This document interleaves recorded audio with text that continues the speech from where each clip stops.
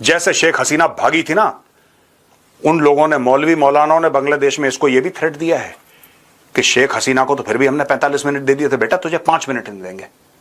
भारत की फेवर का अभी बांग्लादेश के अंदर कोई भी आपको इंसान दिखता है, एक आर्मी चीफ है सिर्फ, तो सारी जो हमारा फोकस है वो आर्मी चीफ के ऊपर है बांग्लादेश के। देखिए, मैं आज भी बांग्लादेशियों से कह रहा हूं कि your future is linked to India. Bharat के बिना बांग्लादेश का कोई फ्यूचर नहीं है। आप कितना भी डफली लेके सड़क पे प्रोटेस्ट कर लें, आप कितने भी झंडे फहरा लें और जला लें, आपको जो बकवास करनी है कर लें। बांग्लादेश को यह सोचना चाहिए कि इंडिया आज भी तीसरी बड़ी इकोनॉमी है, इंडिया के पास आज भी वही आबादी है, इंडिया के पास आज भी वही डिफेंस सिस्टम है, इंडिया के आज भी प्राइम मिनिस्टर नरेंद्र मोदी ही हैं। अमेरिका साथ नहीं छोड़ेगा। इन्होंने बांग्लादेश बेचने की कोशिश करी पहले अमेरिका को, अमेरिका पीछे हट गया, फिर इन्होंने पूरी कोशिश करी कि चीन को बेच दें। ये गया भी था ना भाई, याद है आपको? ये भाई गया था चरण स्पर्श करने के लिए। कू की सिचुएशन है, कू नहीं कर रहे बिकॉज अभी तक जिन्होंने भी कू किया था बांग्लादेश के साथ उनको टांग दिया गया, तो he doesn't want to repeat the history. अगर इंडिया बांग्लादेश का मामला शुरू हो गया तो आप इतना सा खिता हो और इंडिया इतना खिता है, ठीक है, उन्होंने उठा के ले जाना आपको। और and I am here directly calling Mohammad Yunus an autocrat, a dictator. I tell you why. मैं क्यों बोल रहा हूं उसको? मैं इसलिए उसको डिक्टेटर बोल रहा हूं because he does not have the blessings of the Bangladeshi people. ठीक है, आप खालिदा जिया हो, आप शेख हसीना हो, आप XYZ कोई भी हो, एज लॉन्ग एज आप वोट लेकर आए हैं और कुर्सी पे विराजमान हैं, तब तक बात ठीक है। आप अच्छा करें बुरा करें, लेकिन जो आप कर रहे हैं लोगों के आशीर्वाद से कर रहे हैं। इसको किसका आशीर्वाद है? इसको किसका आशीर्वाद है? जो बाइडेन का।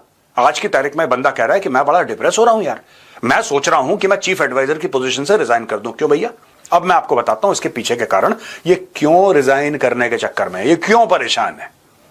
ये दोस्तों इसलिए परेशान है कि पहले जब जो बाइडेन राष्ट्रपति था और ये बिल क्लिंटन यानी कि क्लिंटन फाउंडेशन के थ्रू फंडेड है ये आदमी मोहम्मद यूनुस, तो इनका ये कहना था कि साहब ठीक है कोई बात नहीं, हम यहां पे आएंगे, यहां पे अमेरिका आएगा, मैं बांग्लादेश को बेच दूंगा पूरा। I will sell Bangladesh to the Americans, और फिर मेरी गद्दी बनी रहेगी, मेरा पैसा बना रहेगा, मेरा रुतबा बना रहेगा, and I will be the de facto ruler of Bangladesh. ये सारी की सारी स्टोरीज उसने अपने दिमाग में चला ली। अब क्या हुआ कि ट्रंप जीत गया, और जैसे ही ट्रंप जीता, ये बात हम पहले भी डिस्कस कर चुके हैं, जैसे ही ट्रंप जीता ट्रंप ने अपना हाथ पीछे खींच लिया। ये हो गया बिना मालिक का।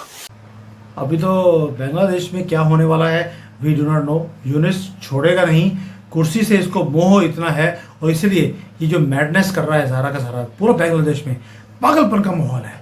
इंडस्ट्री बंद है, जॉब्स खत्म है, एसेट्स को बेच रहा है वो सिर्फ कंट्री को चलाने के लिए या अपनी कुर्सी को बचाकर रखने के लिए।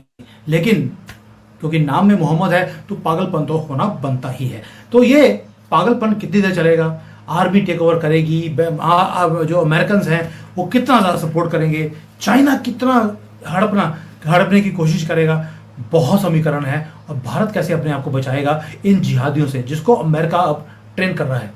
It's a very very complex situation again.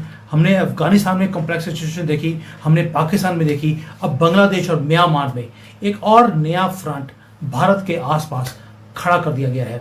यानी कि हम 1-2 फ्रंट की बात कर रहे थे, 2.5 फ्रंट की बात थी, अब तो ऐसा लगता है कि 4-5 फ्रंट है जिसके ऊपर भारत को लड़ना पड़ेगा। देखते आगे क्या होता है। जैसे मंजरी जी बोलती हैं, चिंता मत करो, ये मोदीवा है, इसे मालूम है कि कहाँ पे क्या होने वाला है। और मोदी जी ने एक बार बोला भी था, क्या बोला था कि मैं समय से पहले चीज़ों को भांप लेता हूँ। तो वो समय से पहले चीज़ों को भांप लेते हैं और उसके ऊपर एक्शन लेना शुरू भी करते हैं। देखते जीत किसकी होगी। अभी तक तो हमने अपने कंट्री को सेफ रखा हुआ है, और भाई पाकिस्तान से युद्ध किया, 0.5 फ्रंट बाहर निकल नहीं पाया।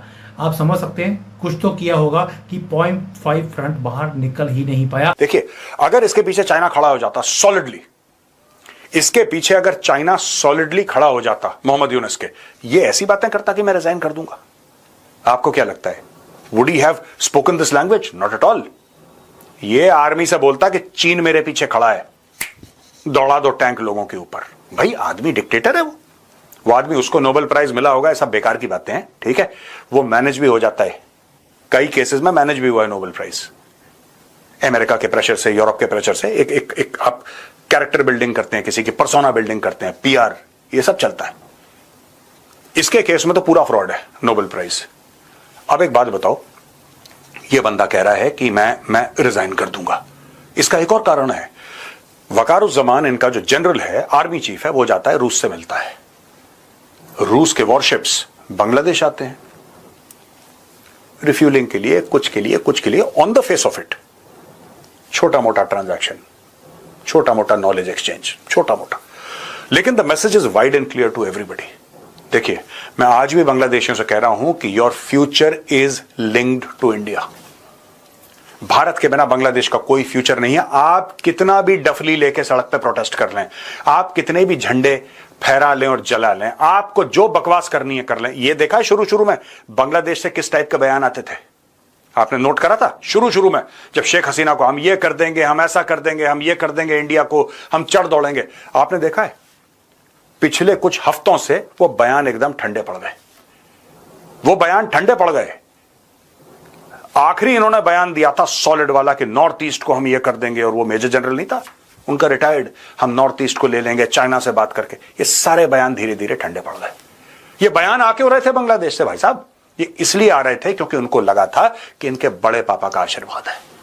पहले एक बड़े पापा ने हाथ हटाया, फिर दूसरे बड़े पापा ने हाथ, अब ये कह रहा मैं इस्तीफा दे दूंगा।